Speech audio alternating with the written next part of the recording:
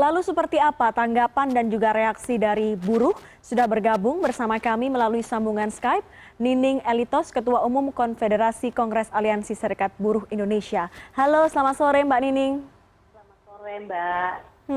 Mbak Nining, kita tahu bahwa tadi malam sudah digolkan di tahap pertama. Apa tanggapan Anda ketika rancangan Undang-Undang Ciptaker yang tadi malam sudah disetujui ini untuk masuk dalam paripurna? Apakah ini hal yang mengejutkan atau sebenarnya dari awal sudah teman-teman buruh sudah memprediksi hal ini akan begitu mudahnya? Ya, pertama saya mewakili Konfederasi Kasbi sekaligus jadi juru bicara Gerakan Buruh Bersama Rakyat. Kita melihatnya bahwa di masa situasi pandemi rakyat dalam kesulitan dan kesusahan gitu ya. Justru begitu ambisinya pemerintah bersama DPR untuk melakukan pengesahan di tahap pertama RUU Cipta Kerja, di mana sejak dari awal gitu ya, rancangan Undang-Undang Cipta Kerja yang kita sebut rancangan Undang-Undang Cilaka ini menuai kritikan yang cukup keras dari berbagai macam kalangan, baik kaum buruh, petani gitu ya, mahasiswa, pemuda, masyarakat adat. Nah, tapi sangat disayangkan kepada wakil-wakil rakyat dan pemerintah justru menutup mata dan menutup kuping mereka ketika rakyat sedang mendesak bagaimana persoalan kepastian kerja, bagaimana menghentikan PHK dan perampasan hak-hak rakyat. Yang kemudian, nah di mana kita tahu bahwa sejak dari awal RUU Cipta Kerja ini adalah sangat bertentangan dengan prinsip-prinsip dasar konstitusi negara kita, di mana negara melalui pemerintah harus melindungi seluruh tumpah darah Indonesia.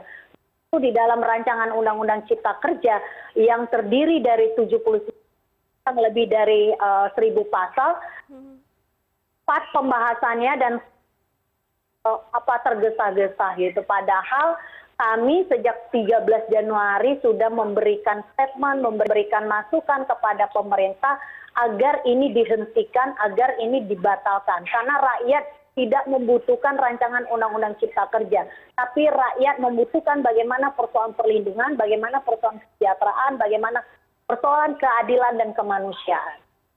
Mbak Nining, artinya dari awal teman-teman buruh dan juga petani ini sudah bisa melihat naskah atau desain dari RUU ini sebelumnya dan kemudian menganggap bahwa RUU ini sama sekali tidak pro dengan Anda dan juga teman-teman.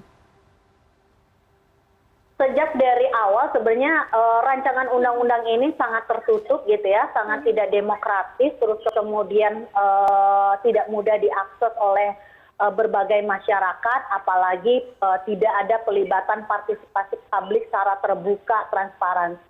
Nah ini sudah cukup keras kritikan kaum buruh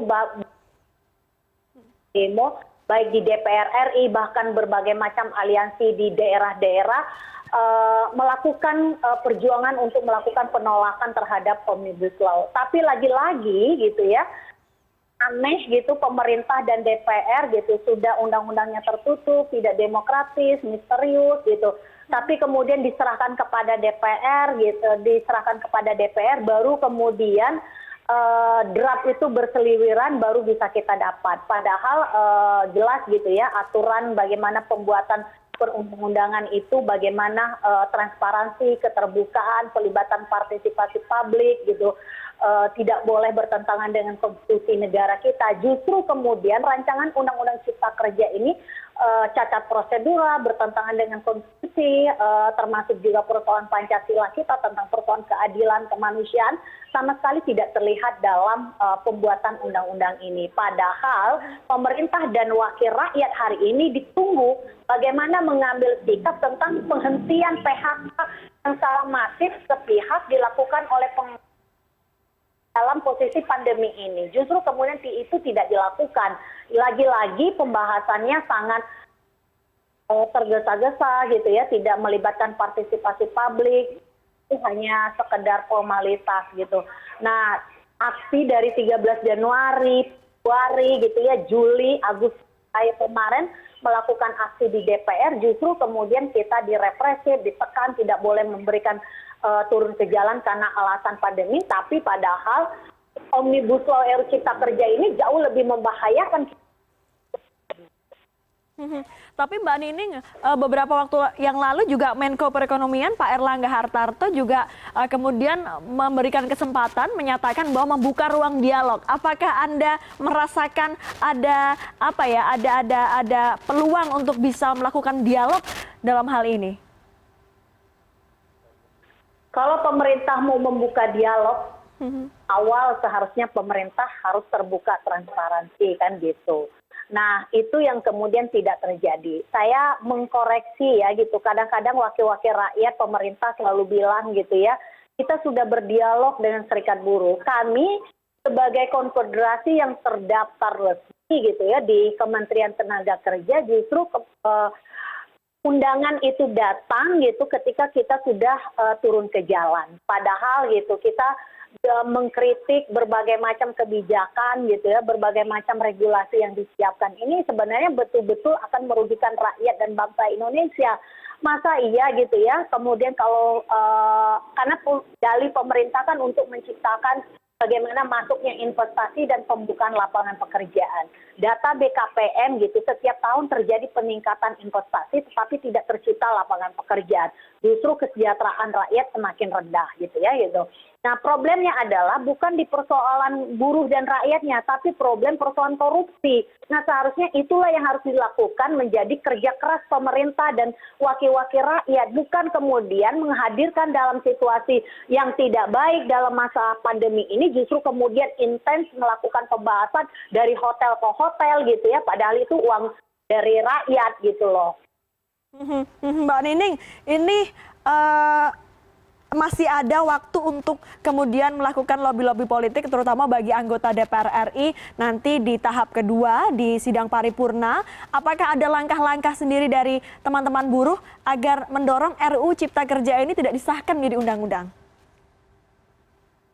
Kami menyampaikan, mengajak kepada seluruh masyarakat gitu ya, yang hari ini kita mengkhawatirkan, membahayakan bangsa dan rakyat Indonesia, di mana seharusnya hadirnya hadirnya pemerintah dan wakil-wakil rakyat itu adalah bagaimana melindungi rakyat.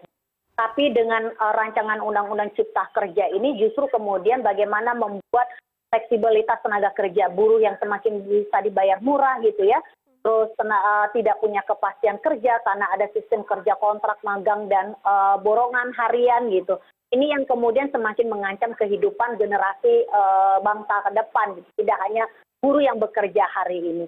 Nah, kalau bicara tentang apa target dari desakan dari kaum buruh dan rakyat Indonesia, kami tidak ada lagi kompromi terhadap pemerintah dan wakil rakyat. Hentikan pembahasan, batalkan Omnibus Law gitu ya, gitu. Karena itu benar-benar akan membuat penderitaan yang panjang bagi rakyat dan bangsa Indonesia. Masa sih pemerintah kita justru kemudian begitu ambisinya melakukan pengesahan terhadap rancangan undang-undang hanya memikirkan untuk kepentingan segelintir orang gitu, tapi mengabaikan aspek kemanusiaan yang lebih luas.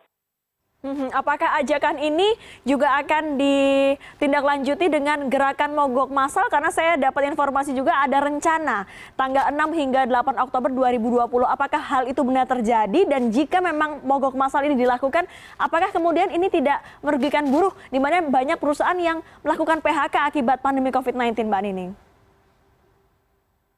Sebenarnya rakyat itu tidak mau untuk turun ke jalan, tapi karena pemerintah dan wakil rakyat lah yang memaksakan, mau tidak mau menggunakan hak dasar buruh dan rakyat Indonesia.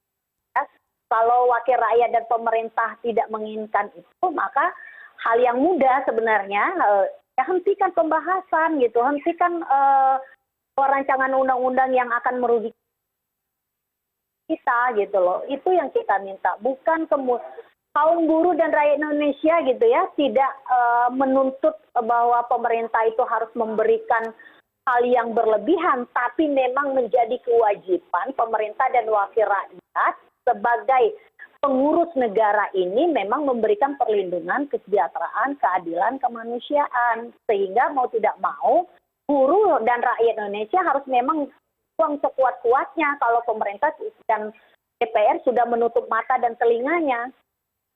Baik, semoga pesan-pesan Anda ini sampai ke teman-teman di DPR juga untuk bisa memikirkan lebih lanjut kira-kira apa yang harus dilakukan oleh teman-teman DPR menyikapi sidang paripurna beberapa saat lagi. Terima kasih Mbak Nining Elitos, Ketua Umum Konfederasi Kongres Aliansi Serikat Buruh Indonesia.